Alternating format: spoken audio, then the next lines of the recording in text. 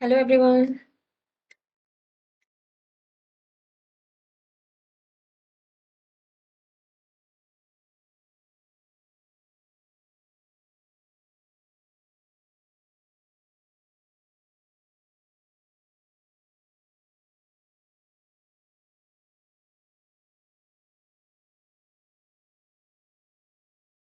Hello welcome to अपना लक्ष्य। आज हम पढ़ने वाले हैं यूजीसी नेट हिंदी कहानी का यूनिट 7 हम पढ़ रहे हैं। और यूनिट 7 में हम कई कहानियां पढ़ चुके हैं और आज हम चलते हैं अपनी अगली कहानी की ओर। आज हम पढ़ने वाले हैं अमृतसर आ गया। अमृतसर आ गया। और ये कहानी का ये सिलेबस का पहला पन्ना हमने रखा है, जहां आप सिलेबस को हर दिन एक बार देखेंगे तो ये हमें याद रहेगी कि कौन कौन सी कहानियां लगी हुई है। तो चलिए हम आगे बढ़ते हैं। हमें पढ़ना है अमृतसर आ गया। अमृतसर आ गया भीष्म साहनी की कहानी है। और इसके हम पात्र को देखते हैं। 3 पठान हैं, मुसलमान हैं। और दुबले बाबू बुढ़िया बाबू है जो हिंदू है।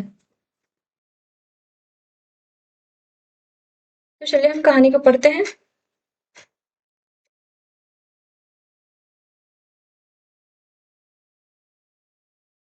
अमृतसर आ गया।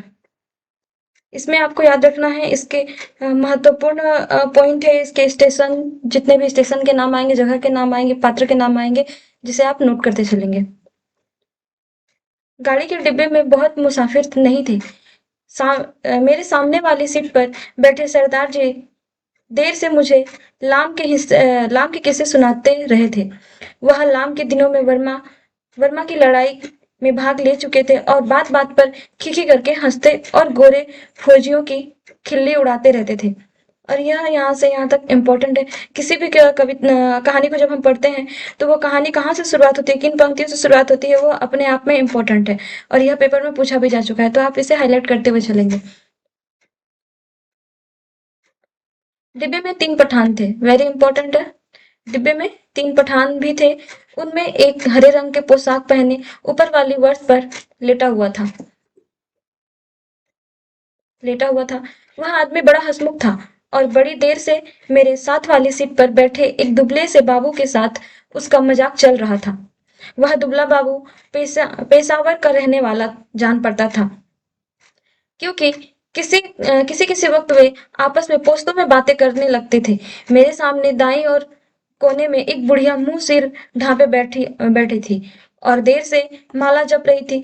यही कुछ लोग रहे होंगे। संभव है दो एक और मुसाफिर भी रहे हो, पर वे स्पष्ट मुझे याद नहीं। गाड़ी धीमी रफ्तार से चली जा रही थी और गाड़ी में बैठे मुसाफिर बतिया रहे थे और बाहर गेहूं के खेतों में हल्की हल्की लहरियां उठ रही थी। और मेरा मन ही मन बड़ा खुश था, क्योंकि मैं दिल्ली में होने वाले स्वतंत्रता दिवस समारोह देखने जा रहा था। तो जो कथावाचक है कहाँ जा रहे थे, इम्पोर्टेंट है। दिल्ली में स्वतंत्रता समारोह देखने के लिए वो जा रहे थे। उन दिनों गाड़ियों के उन दिनों गा, में उन दिनों के बारे में सोचता हूँ तो लगता है हम किसी झुटपुट्टे में जी रहे हैं। शायद समय बीत जाने पर अतीत का सारा व्यापार ही झुटपुटे में बीता जान पड़ता है। ज्यो ज्यो भविष्य के पट खुलते जाते हैं, यह झुटपुटा और भी गहराता चला जाता है। इम्पोर्टेंट। उन्हीं दिनों पाकिस्तान बनाए जाने का ऐलान किया जाना था और लोग तरह तरह के अनुमान लगाने लगते थे कि भविष्य में जीवन की रूपरेखा कैसी होगी। पर किसी भी पर किसी की भी कल्पना बहुत दूर तक नहीं जा पाती थी। मेरे सामने बैठे सरदार जी बार बार मुझसे पूछ रहे थे कि पाकिस्तान बन जाने पर जिन्ना साहब बंबई में ही रहेंगे, जिन्ना साहब मुंबई में ही रहेंगे या पाकिस्तान में जाकर बस जाएंगे। और मेरा हर बार यही जवाब होता, बंबई क्यों छोड़ेंगे, पाकिस्तान में आते जाते रहेंगे, बंबई छोड़ देने में क्या ताल्लुक है, क्या लुक है। लाहौर और गुरदासपुर, इंपॉर्टेंट स्थान के नाम आप जरूर याद रखिएगा, लाहौर और गुरदासपुर। ठीक है। के बारे में भी अनुमान लगाए जा रहे थे कि कौन सा शहर किस ओर जाएगा। मिल बैठने के ढंग में, गपशप में, हंसी मजाक में कोई विशेष अंतर नहीं आया था। कुछ लोग अपने घर छोड़कर जा रहे थे, जबकि अन्य लोग उनका मजाक उड़ा रहे थे। कोई नहीं जानता था कि कौन सा कदम ठीक होगा और कौन सा गलत। एक और पाकिस्तान बन जाने का जोश था, तो दूसरी ओर हिंदुस्तान के आजाद हो जाने का जोश।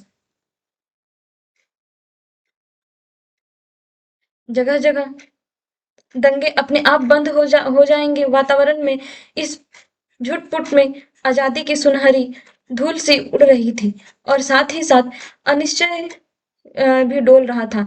और भी अनिश्चय की स्थिति में किसी किसी वक्त भावी रिश्तों की रूपरेखा झलक दे जाती थी। शायद जेलम का स्टेशन पीछे छूट चुका था। कौन सा स्टेशन पीछे छूट चुका था? जेलम का।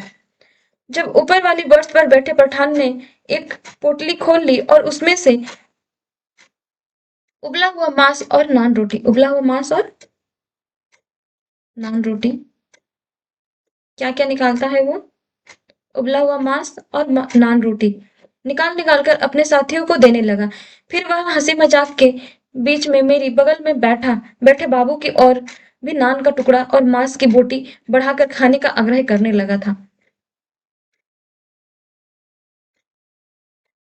काले काले बाबू, ताकत आएगी, आम जैसा हो जाएगा। बीवी भी बीवी भी तेरे साथ खुश रहेगी।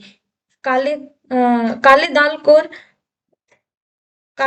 को तू दाल खाता है, इसीलिए दुबला है। डिब्बे में लोग हंसने लगे थे। बाबू ने पोस्तों में कुछ जवाब दिया और फिर मुस्कुराकर सिर हिलाता रहा। इस पर दूसरे पठान ने हंसकर कहा, ओ जालिम, हमारे हाथ से नहीं लेता, ए तो अपने हाथ से उठा ले, खुदा कसम, बकरे का गोश्त है और किसी चीज के ना है। ये पोस्तो भाषा में कुछ ये लोग बोल रहे हैं। ठीक है। ऊपर बैठा पठान चहक कर बोला, ओ खंजीरे तुम, इधर तुम्हें कौन देखता है? आम तेरी बीबी को नहीं बोलेगा। ओ तू हमारे साथ बोटी तोड़, हम हम तेरे साथ दाल पिएगा। इस पर कहा उठा, पर दुबला पतला बाबू हंसता सिर हिलाता रहा और कभी कभी तो शब्द पोस्तों में भी कह देता। ये दुबला बाबू वेरी इंपॉर्टेंट है, आप इन्हें याद रखिएगा, इंपॉर्टेंट है।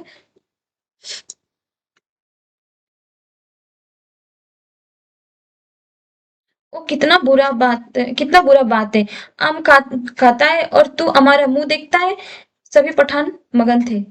यह इसलिए नहीं लेता कि तुमने हाथ नहीं धोए, स्थूलकाय सरदार जी बोले, और बोलते ही खीखी करने लगे। आधी लेटी मुद्रा में बैठे सरदार जी की आधी तोंद सीट से नीचे लटक रही थी। तुम अभी सोकर उठे हो और उठते ही पोटली खोलकर खाने लग गए हो, इसलिए बाबूजी तुम्हारे हाथ से नहीं लेते, और कोई बात नहीं। और सरदार जी ने मेरी ओर देखकर आंख मारी और फिर खीखी करने लगे। मांस नहीं खाता है बाबू तो जाओ जनाना डिब्बे में बैठो, इधर क्या करता है? फिर कहा उठा। डिब्बे में और भी अनेक मुसाफिर थे, लेकिन पुराने मुसाफिर यही थे जो सफर शुरू होने में गाड़ी में बैठे थे। बाकी मुसाफिर उतरते चढ़ते थे। पुराने मुसाफिर होने के नाते उनमें एक तरह की बेतुल्की बेत बेतकुल कुल्फी आ गई थी। बेतुल्कुफी आ गई थी। और इधर आकर बैठो, तुम हमारे साथ बैठो। आओ जालिम, किस्सा कहानी की बातें करेंगे। तभी किसी स्टेशन पर गाड़ी रुकी थी और नए मुसाफिर का रेला अंदर आ गया था। बहुत से मुसाफिर एक साथ अंदर घुसते चले आए थे। कौन सा स्टेशन है? किसी ने पूछा। वजीराबाद शायद, मैंने बाहर की ओर देखकर कहा। Wazirabad station, important. गाड़ी वहां थोड़ी देर के लिए खड़ी रही, पर छूटने से पहले पहले एक छोटी सी घटना घटी। आइए देखते हैं वो कौन सी घटना घटी। एक आदमी साथ वाले डिब्बे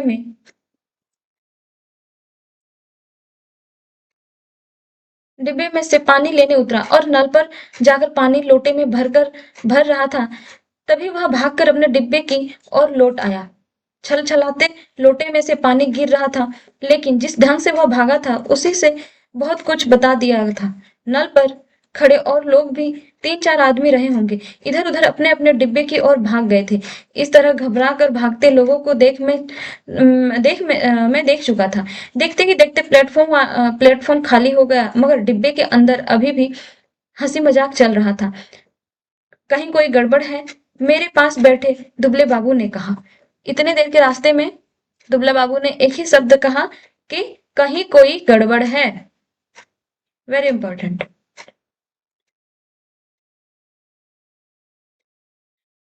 कहीं कुछ था, लेकिन क्या था? कोई भी स्पष्ट नहीं जानता था। मैं अनेक दंगे देख चुका था, इसीलिए वातावरण में होने वाली छोटी सी तब्दील को भी भाप गया था। भागते व्यक्ति, खटाक से बंद होते दरवाजे, घरों की छतों पर खड़े लोग, चुप्पी और सन्नाटे सभी दंगे के चिन्ह थे।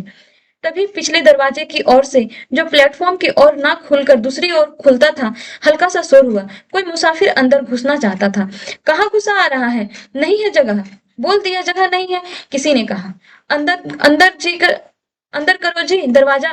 यूं ही मुंह उठाए घुसे आते हैं। आवाजें आ रही थी। जितनी देर कोई मुसाफिर डिब्बे के बाहर खड़ा अंदर आने की चेष्टा करता रहे, अंदर बैठे मुसाफिर उसका विरोध करते रहते हैं। पर एक बार जैसे तैसे वह अंदर आ जाए तो विरोधी खत्म हो जाता है और वह मुसाफिर जल्द ही डिब्बे की दुनिया का निवासी बन जाता है। और अगले स्टेशन पर वही सबसे पहले बाहर खड़े मुसाफिरों पर चिल्लाने लगता है, नहीं है जगह, अगले डिब्बे में जाओ। घुसे आते हैं। दरवाजे पर शोर बढ़ता जाता था। तभी मैले कुचले कपड़ों और लटकती मूछों वाला एक आदमी दरवाजे के अंदर घुसता दिखाई दिया। चिकट मैले कपड़े, जरूर कहीं हलवाई की दुकान कहीं हलवाई की दुकान करता होगा। वह लोगों की शिकायतों, आवाजों की ओर ध्यान दिए बिना दरवाजे की ओर घूमकर बड़ा सा काले रंग का संदूक अंदर की ओर घसीटने लगा। आ जाओ, आ जाओ, आ जाओ, तुम भी चढ़ जाओ, वह अपने पीछे किसी से कहे जा रहा था। तभी दरवाजे में एक पतली सूखी सी औरत नजर आई और उसके पीछे 16-17 बरस की एक सांवली सी लड़की, वेरी इंपॉर्टेंट, अंदर आ गई। लोग अभी भी चिल्लाए जा रहे थे। सरदार जी को कुल्लू के बल उठकर बैठना पड़ा।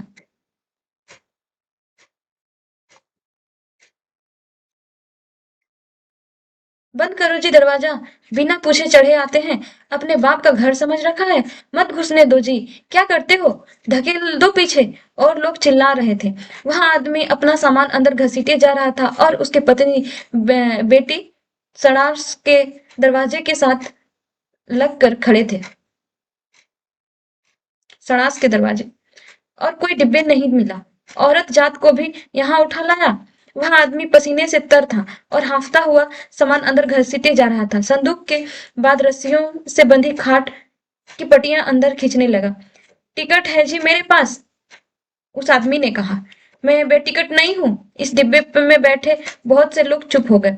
पर बर्थ पर बैठा पठान उचक कर बोला, निकल जाओ इधर से, देखता नहीं है इधर जगह नहीं है। और पठान ने आओ देखा न ताव आगे बढ़कर ऊपर से ही उस मुसाफिर को लात जमा दी। पर लात उस आदमी को लगने की बजाय उसकी पत्नी के कलेजे पर लगी और वहीं हाय हाय करके बैठ गई।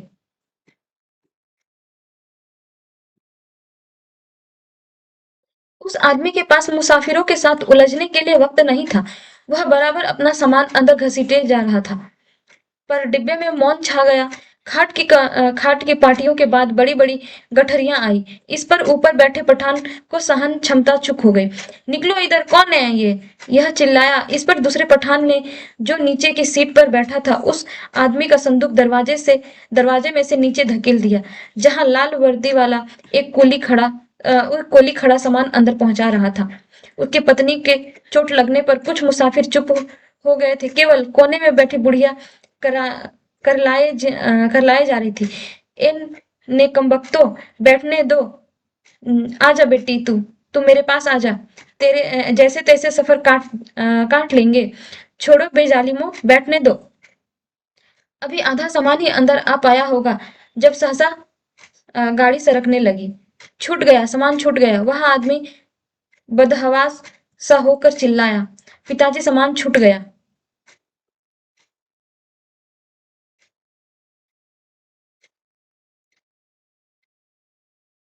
उस लड़की ने कहा होगा। सड़ार्स के दरवाजे के पास खड़ी लड़की सिर से पांव तक कांप रही थी और चिल्लाए जा रही थी।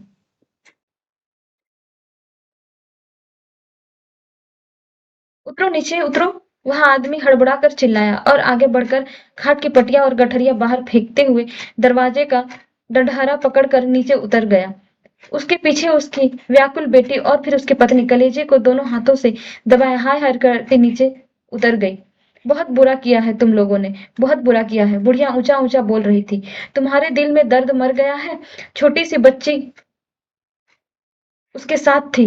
बेरहमो, तुमने बहुत बुरा किया, धक्के देकर उतार दिया। गाड़ी सूने प्लेटफॉर्म को लांघती आगे बढ़ गई। डिब्बे में व्याकुल सी चुप्पी छा गई। बुढ़िया ने बोलना बंद कर दिया था। पठानों का विरोध कर पाने की हिम्मत नहीं हुई। तभी मेरी बगल में बैठे दुबले बाबू ने मेरे बाजू पर हाथ रखकर कहा, आग है, देखो, आग लगी है। ये दूसरी बार बाबू ने कुछ बोला। आग है, देखो, आग लगी है। वेरी इंपॉर्टेंट है। गाड़ी प्लेटफॉर्म छोड़कर आगे निकल आई थी और सड़क पीछे छूट रहा था। तभी सड़क की ओर से उठते धुएं के बादल और उसमें लपलपाती आग के शोले नजर आने लगे। दंगा हुआ है। स्टेशन पर भी लोग भाग रहे थे। कहीं दंगा हुआ है।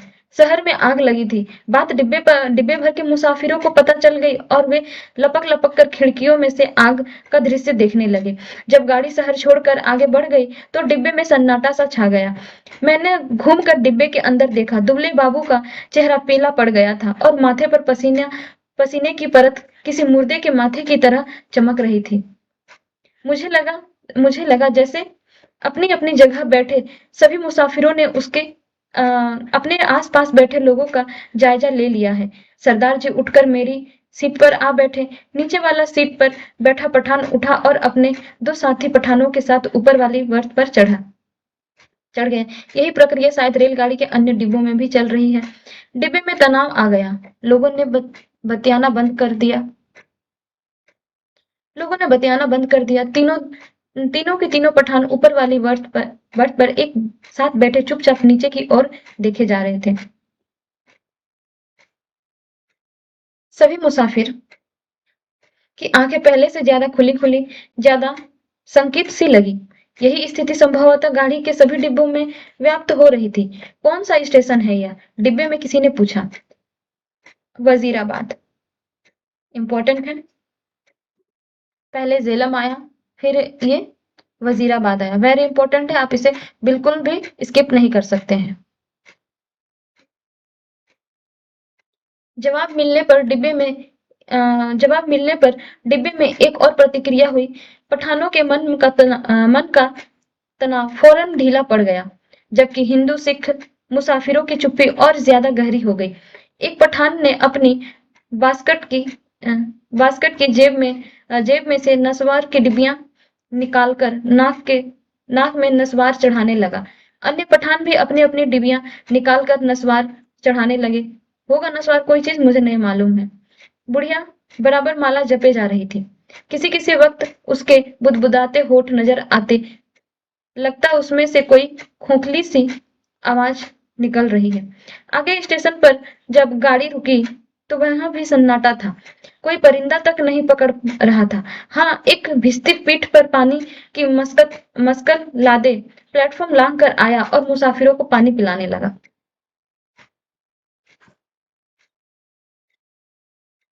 लो पियो पानी, पानी पियो, पियो पानी। औरत के डिब्बों में से औरतें और बच्चे के अनेक हाथ बाहर निकल आए थे।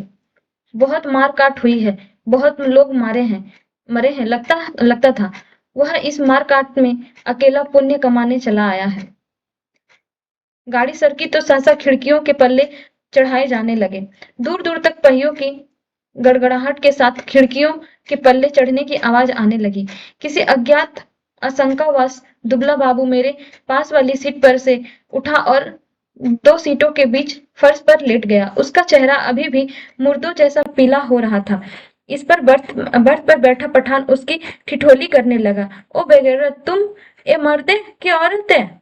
सीट पर से उठकर नीचे लेटता है? तुम मर्द के नाम को बदनाम करता है। वह बोल रहा था।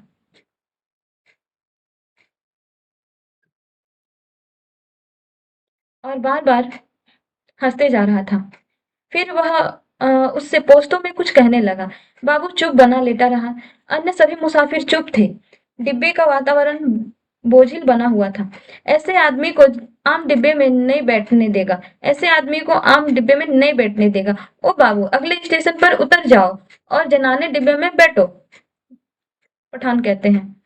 मगर बाबू की हाजिर जवाबी अपने कंठ में सूख चली थी। हल्का हकला कर चुप हो रहा। पर थोड़ी देर बाद वह अपने आप उठकर सीट पर जा बैठा और देर तक अपने कपड़ों की धूल झाड़ता रहा।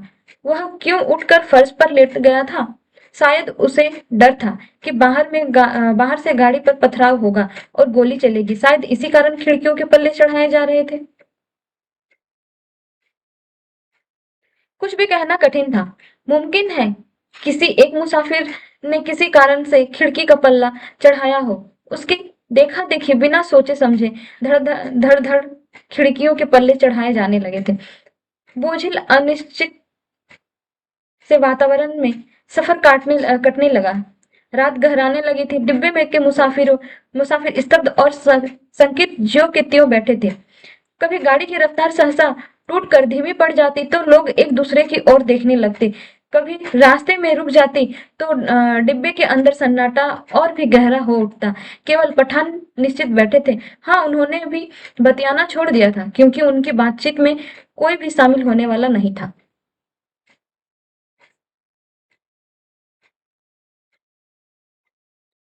धीरे धीरे पठान ऊँघने लगे, जबकि अन्य मुसाफिर फटी फटी आंखों से शून्य में से देखे जा रहे थे। बुढ़िया मुंह सिर लपेटे, टांगे सीट पर चढ़ाए बैठे बैठे सो गई थी। ऊपर वाली बर्थ पर एक पठान ने अधलेटे ही कुर्ते की जेब में से काले मनकों की तस्बीह निकाल ली और उसे धीरे धीरे हाथ में चलाने लगा। खिड़की के बाहर आकाश में चांद निकल आया और चांदनी में बाहर की दुनिया और भी अनिश्चित और भी अधिक रहस्यमय हो उठी। किसी किसी वक्त दूर और किसी और आग के शोले उठते नजर आते। कोई नगर जल रहा था। गाड़ी किसी वक्त चिंगारती हुई आगे बढ़ने लगती, फिर किसी वक्त उसी उसकी रफ्तार धीमी पड़ जाती और मीलों तक धीमी रफ्तार से ही चलती रहती। सहसा दुबला बाबू खिड़की से बाहर देखकर ऊंची आवाज में बोला, हरबंस पूरा निकल गया। क्या निकल गया? हरबंस पूरा निकल गया। उसकी आवाज इंपॉर्टेंट, हरबंस पूरा।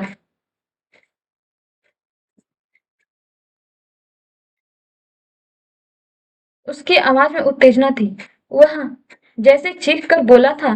डिब्बे के सभी लोग उसकी आवाज सुनकर चौंक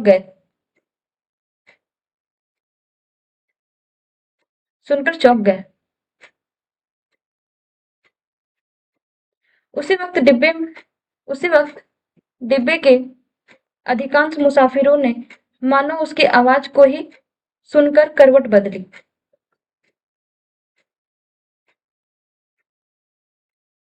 ओ बाबू, चिल्लाता क्यों है? तस्बीह वाला पठान चौंक कर बोला, इधर उतरेगा तुम? जंजीर खींचू? और खी करके हंस दिया। जाहिर है वह हरबंसपुरा की स्थिति से अथवा उसके नाम से अनभिज्ञ था। बाबू ने कोई उत्तर नहीं दिया, केवल सिर हिला दिया और एक आध बार पठान की ओर देखकर फिर खिड़की के बाहर झांकने लगा। डिब्बे में फिर मौन छा गया। तभी इंजन ने सीटी दी और उसकी एक रफ्तार टूट गई। थोड़ी ही देर बाद खटाक कसा शब्द भी हुआ। शायद गाड़ी ने लाइन बदली थी। बाबू ने झांक कर उस दिशा में देखा जिस ओर गाड़ी बढ़ी जा रही थी। शहर आ गया है। वह फिर ऊंची आवाज में चिल्लाया। ये दूसरी या तीसरी बार बोला और अब चिल्लाते हुए कहा, अमृतसर आ गया है। क्या आ गया है? अमृतसर आ गया। Very important. उसने फिर से कहा और उछल कर खड़ा हो गया और उधर वाली बर्थ पर लेटे पठान को संबोधित करके चिल्लाया, ओ बे पठान के बच्चे, नीचे उतर तेरी माँ की, नीचे उतर तेरी उस पठान बनने वाले की मैं गाली देता हुआ। अब भाई उस समय का विभाजन की स्थिति थी और जब वो अपने शहर आया तो चिल्ला रहा है, क्योंकि अब आगे देखते क्या होता है। बाबू चिल्लाने लगा और चीख चीख कर गालियां बकने लगा था। तस्बीह वाले पठान ने करवट बदली और बाबू की ओर देखा और बोला, ओ क्या है बाबू, हमको कुछ बोलना। बाबू को उत्तेजित देखकर अन्य मुसाफिर भी उठ बोले, नीचे उतर, मैं तेरी में हिंदू औरत को लात मारता है, हरामजादे, तेरी उस। अब दुबला बाबू अपने शहर आ गया, अब यहाँ का शेर बन रहा है। जब तक वो लोग अपने शहर तक थे तब तक वो लोग शेर बने फिर रहे थे। और बाबू बकबक नहीं करो, ओ खंजीर के तुख्म, गाली मत बको, अम ने बोल दिया, अम तुम्हारा जबान खींच लेगा। गाली देता है मादर, बहुत बाबू चिल्लाया। गाली गाली देता है मादर, बहुत चिल्लाया, बाबू चिल्लाया। उछलकर सीट पर चढ़ गया, वह सिर के से पांव तक कांप रहा था। बस बस सरदार जी बोले, यह लड़ने की जगह नहीं है, थोड़ी देर का सफर बाकी है, आराम से बैठो। तेरी मैं लात ना तोड़ू तो कहना, गाड़ी तेरे बाप की है, बाबू चिल्लाया। ओ हमने क्या बोला, सभी लोग उसको निकाला था, हमने भी निकाला, ये इधर हमको गाली देता है, हम इसका जबान खींच लेगा। बुढ़िया बीच में फिर बोल उठी, बेजिड़ वेजिड़ जोएगो, वेजिड़ जोएगो, आराम नाल बैठो, वे रब दिए बंदियों कुछ ओस करो। बुढ़िया बोलती है, ये वाला इम्पोर्टेंट है, इसे हाईलाइट कर सकते हैं। उसके होठ फिर प्रेत की तरह फपकाए फड़फड़ाए जा रहे थे और अपने से छिड़ सी फुसफुसाहट सुनाई दे रही थी। बाबू चिल्लाया जा रहा था, अपने घर में शेर बनता है। आ गया शेर वाली बात। अपने घर में शेर बनता था, अब बोल तेरी मैं उस पठान बनाने वाली की।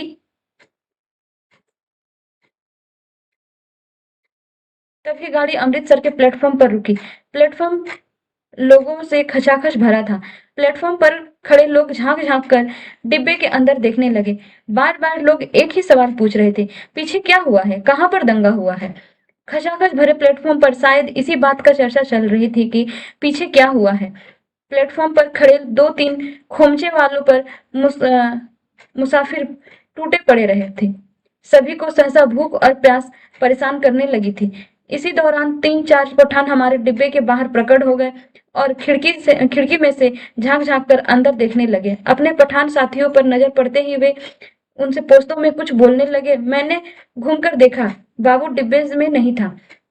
ना जाने कब वो डिब्बे से निकल कर गया था। मेरा माथा ठिनका, गुस्से में वह पागल हुआ जा रहा था। ना जाने क्या कर बैठे। इस पर बीच डिब्बे में तीनों पठान अपनी अपनी गठरी उठाकर बाहर निकल गए और अपने पठान साथियों के साथ गाड़ी के अगले डिब्बे की ओर बढ़ गए। जो विभाजन पहले प्रत्येक डिब्बे के भीतर होता था, अब सारी गाड़ी के स्तर पर होने लगा था।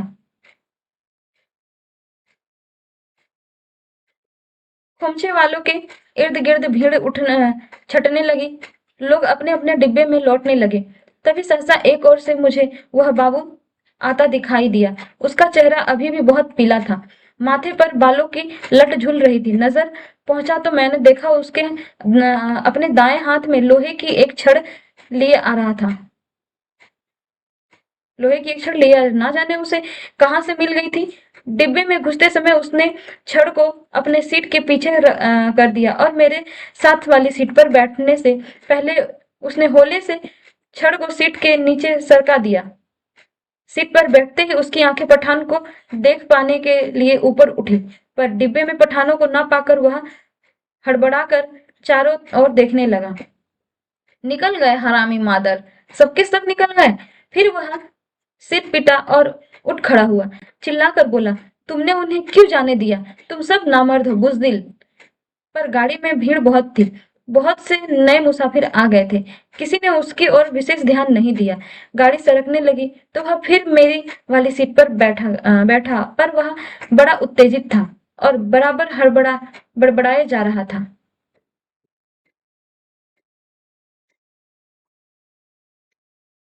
धीरे धीरे हिचकोले खाती गाड़ी आगे बढ़ने लगी। डिब्बे में पुराने मुसाफिरों ने भरपेट पुड़ियां खा ली थी और पानी पी लिया था और गाड़ी इस इलाके में आगे बढ़ने लगी थी। जहां उसके जान माल को खतरा नहीं था। नए मुसाफिर बतिया रहे थे। धीरे धीरे गाड़ी फिर समतल गति से चलने लगी थी।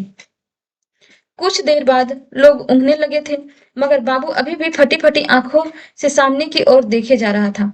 बार-बार मुझसे पूछता कि पठान डिब्बे में से निकलकर किस ओर गए हैं। उसके सिर पर जुनून सवार था।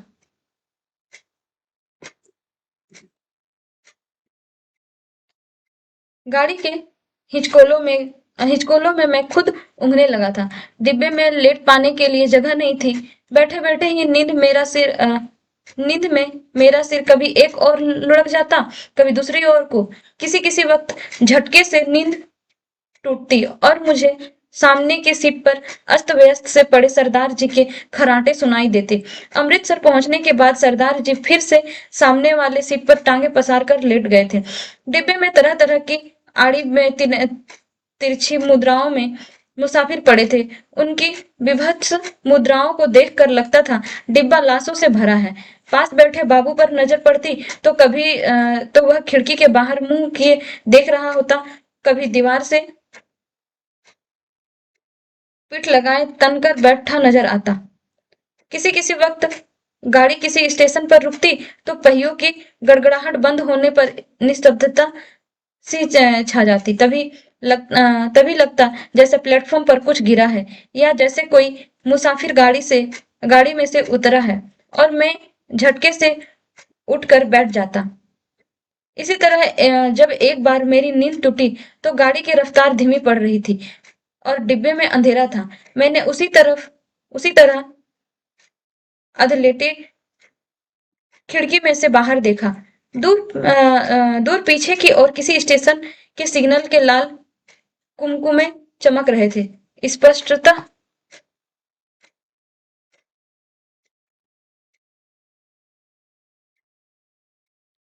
स्पष्टतः गाड़ी कोई स्टेशन लांग कर आई थी, पर अभी तक उसने रफ्तार नहीं पकड़ी थी।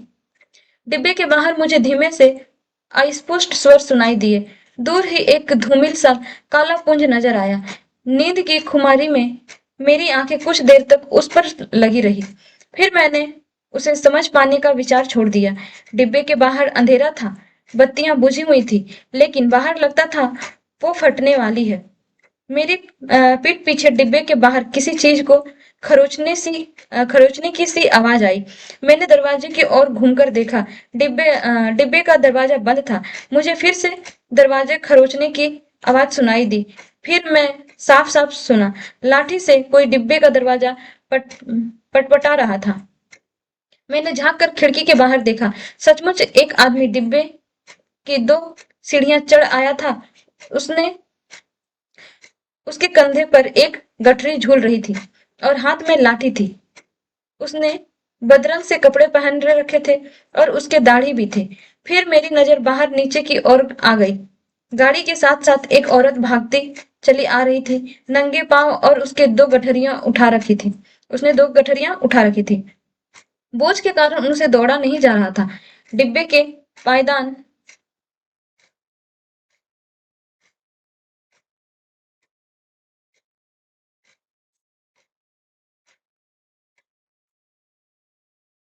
डिब्बे के पायदान पर खड़ा आदमी बार-बार उसकी ओर मुड़कर देख रहा था और हंफता हुआ कहे जा रहा था, आजा आजा आजा, तू भी चढ़ आजा।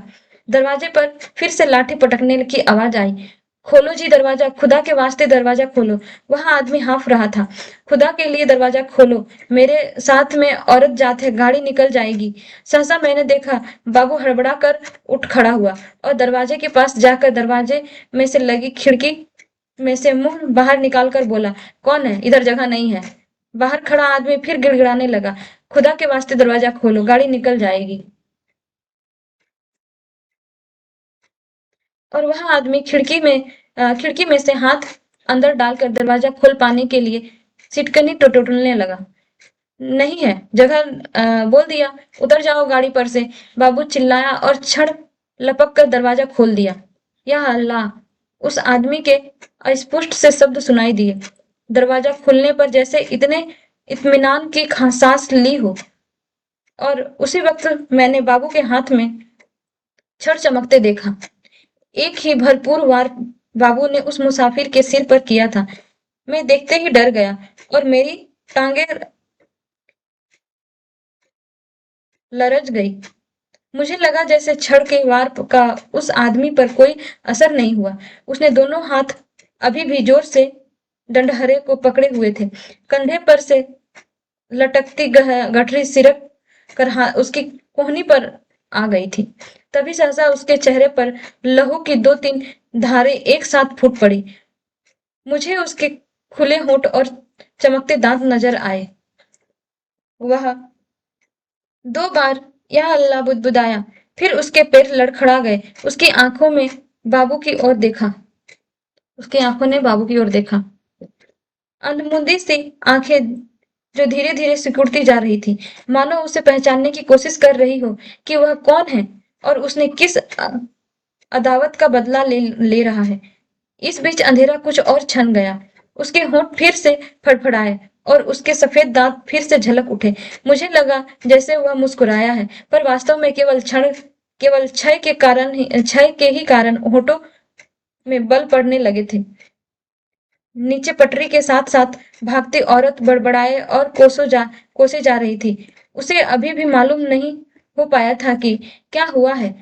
वह अभी भी शायद यह समझ रही थी कि गठरी के कारण उसका पति गाड़ी पर ठीक तरह से चढ़ नहीं पा रहा है, कि उसका पैर जम नहीं पा रहा है। वह गाड़ी के साथ साथ भागती हुई अपनी दो गठरियों के बावजूद अपने पति के पैर पकड़ पकड़ कर सीढ़ियों पर अ, टिकाने का टिकाने की कोशिश कर रही थी।